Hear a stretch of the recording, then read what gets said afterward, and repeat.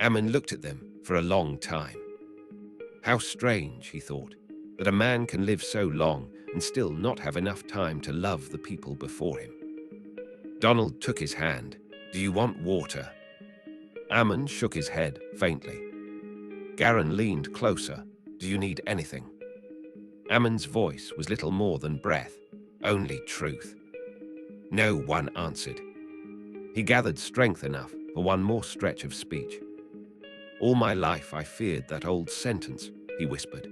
"I feared it as a boy. I mocked it as a young man. I buried it beneath work and births and funerals and years.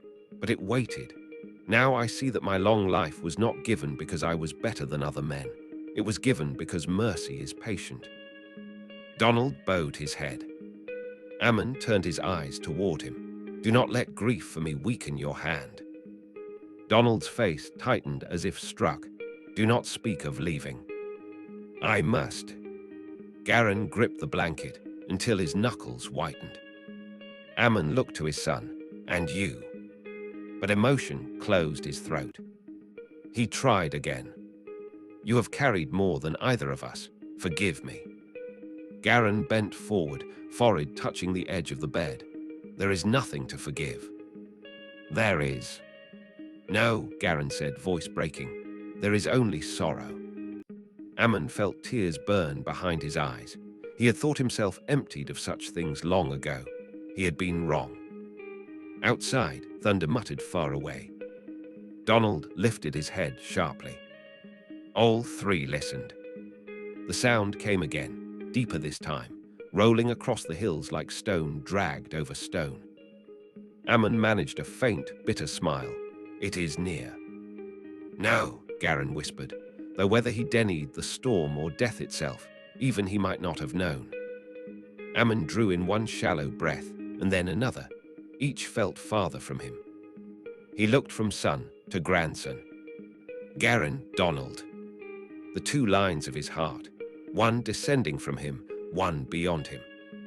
He wanted to bless them, to tell them he was proud, to ask them not to remember him as the door before disaster, to say that he loved them more than the length of his years. But death is ungenerous with speeches. So he said only, my son's son." Garin began to weep openly. Donald pressed Ammon's hand to his brow. The old man listened to the storm gathering above the world and gave his last breath into it. Silence followed. Not true silence, for the wind touched the house and the lamp hissed, and somewhere outside a frightened horse cried out. But the kind of silence that comes when a presence leaves the room and takes some hidden center of it away. Garin remained bowed over the bed. Donald closed Ammon's eyes with shaking fingers. Then the first crack of thunder split the sky so violently the walls seemed to shudder. Donald stood at once. Garin did not move. "Father," Donald said. Garin lifted his face slowly. There was a terrible emptiness in his eyes, the look of a man who has lost his father and found prophecy in the same heartbeat. Another thunderclap. Then sudden and strange, a sound none of them had heard in such force before. Rain. It began in scattered blows against the roof, hard enough to startle. Then it thickened almost instantly into a pounding roar. People shouted in the courtyard. Women cried out. Children began to scream, first in surprise, then in fear. Donald stumbled to the doorway and looked out. The sky had vanished behind sheets of water. Not mist, not shower, not passing storm. The heavens were falling. In the yard, servants ran through mud already forming under their feet. Goats tore at their tethers. Dogs barked madly.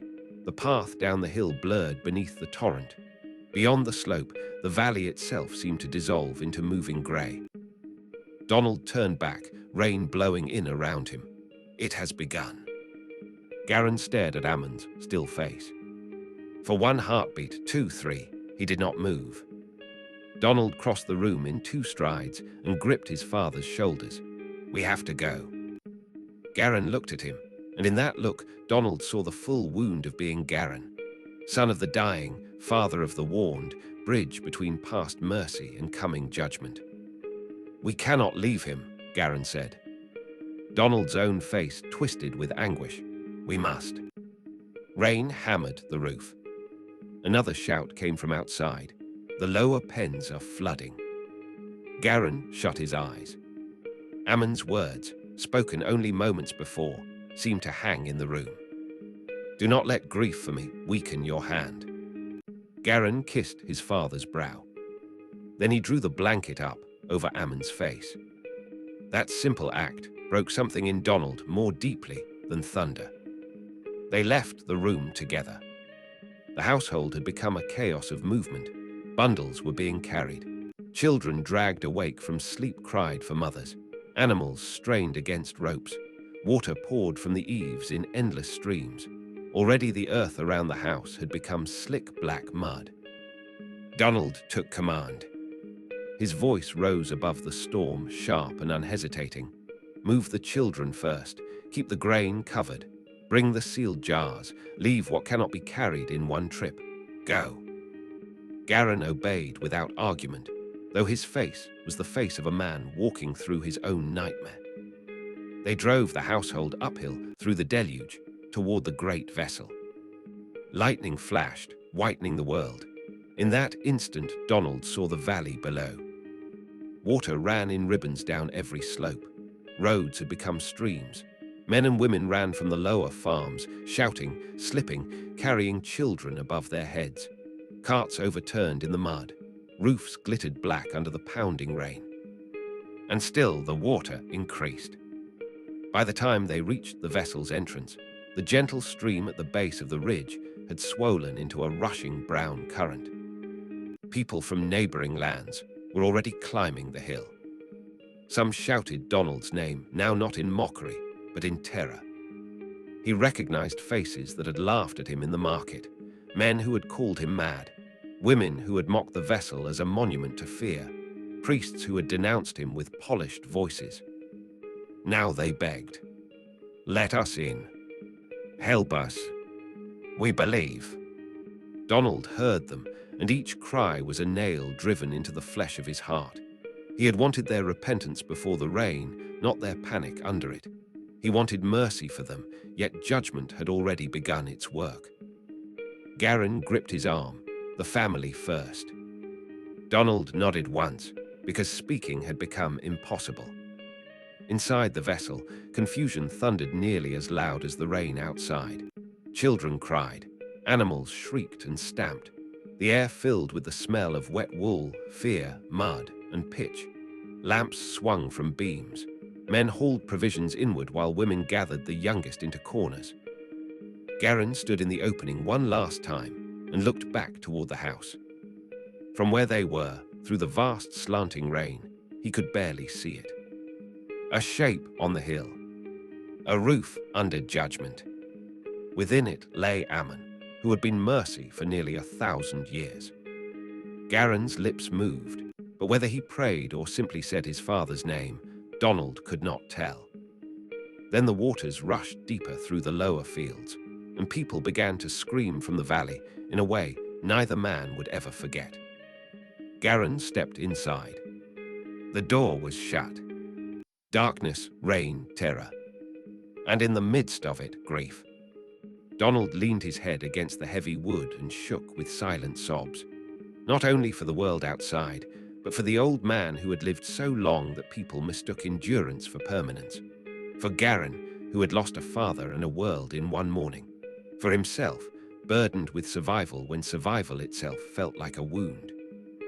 Garin came and stood beside him. For a long time, neither spoke.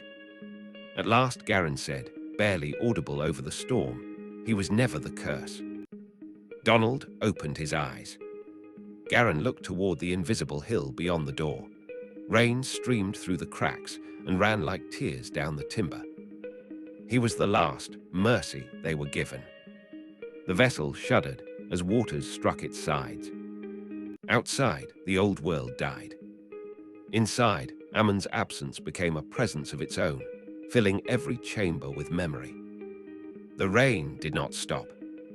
It drummed on through day and night, through fear and exhaustion, through prayer and numb silence. And somewhere beneath those merciless heavens, the body of the old man rested, while the earth he had known all his life vanished under judgment long delayed. So Ammon died, and it was sent, not because heaven was eager to destroy, but because heaven had waited and waited and waited until even the long life of one sorrowful old man could postpone it no longer.